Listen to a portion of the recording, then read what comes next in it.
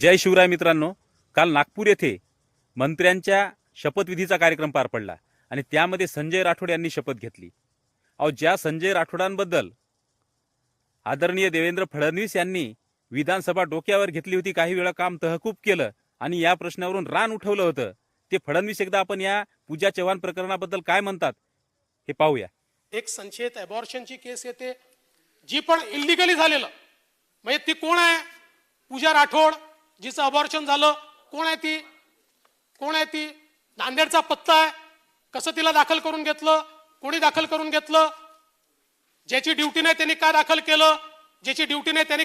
खरं म्हणजे की अशा परिस्थितीमध्ये मंत्रिपदावर राहणं हे पूर्णपणे चूक होतं, पण कुठेतरी आपल्याला वरिष्ठांचा आशीर्वाद. फडणवीस साहेब, पूजा चव्हाणचे जे आईवडील असतील त्या आईवडिलांना अजूनही आशा आहे की तिला न्याय मिळाला पाहिजे.